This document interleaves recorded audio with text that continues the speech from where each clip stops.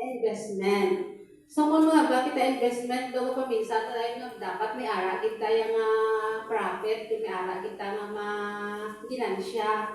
So, apang sa sininaga mga kauturan, kung may ara ka mo Biblia, lihok ko bukas ninyo Bible sa Ruth, first chapter sa Ruth, kag magakadto kita halin kita sa chapter 6, verse 6 hasta kita sa 18. So, para nga daw, na lang mga kauturan, story, ito sa inyo ang story nga ini. So, may ara is mag-asawa nga halin ini sila, ang mag-asawa nga ini, amo ni sa si Naomi, kag si Elimelech. So, may ara sila, duha ka bata nga lalaki, nga si Mahalon kag si Kilion.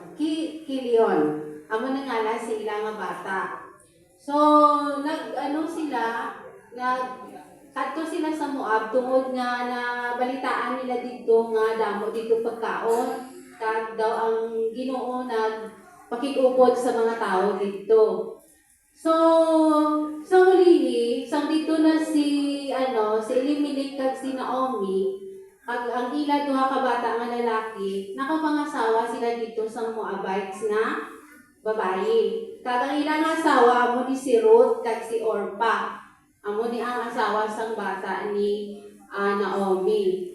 Apang masubo mga kauturan tungod sang ulihi, may ara nga trahedya nga natabo sa kabuhi ni Naomi. Amo napatay iya nga bana, kag sunod napatay man ang iya duha ka bata nga lalaki. Kag ang nabilin amo niya duha ka umagad nga babayi, si Ruth kag si Orpa. So to make the story short mga kauturan, tungod nga wala na si Naomi sang palangabuyan dito, kaya tinapatay naman ang mga lalaki sa iya panimalay, nag-decide siyang magpauli na lang sa ilang lugar.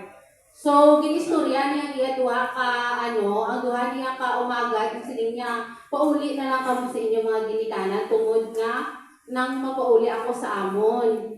Kag ini nga duha niya ka umagad, hindi sila magpauli. So, nagibig sila. So, nangabal si Naomi nga, ti kulang ako para nga magbusong pa, makapamana ako, magbusong ako. Pag magbusong man ako, ang mahulat niyo ba lang ako nga bata, nga lalaki, abi, kag kung mahulat ninyo, hindi naman kamo pwede, may tungod nga tigulang naman kamo. So, dili kita masulod mga katauran sa verse 16,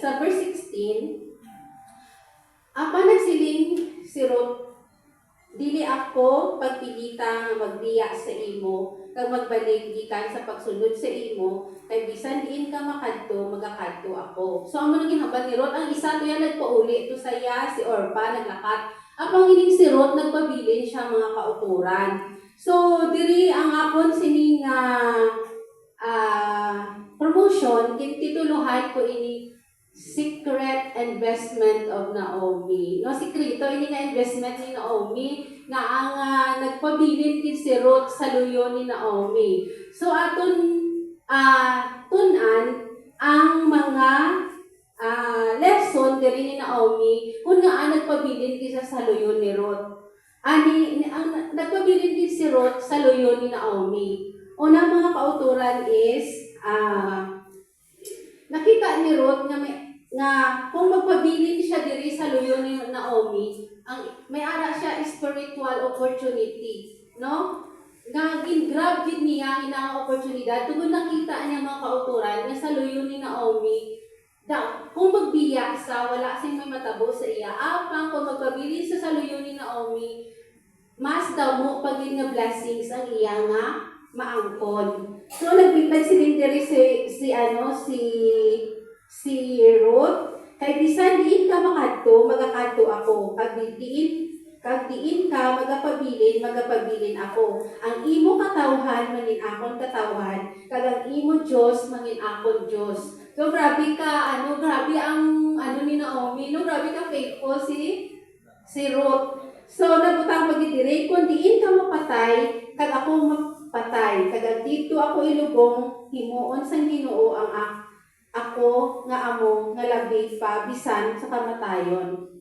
So ang sunod diri mga kauturan is nakita ni diri ni Ruth nga nga dying in the Lord is gain. No, anong bani po sa Philippians 21, for me to live is Christ and to die is gain. So diri nakita man ni Ruth nga kung magpabilin sa kaupod ni Naomi, sigurado gid nga wala may madula sa iya kundi nga maging mauswagon pagid siya mga kauturan.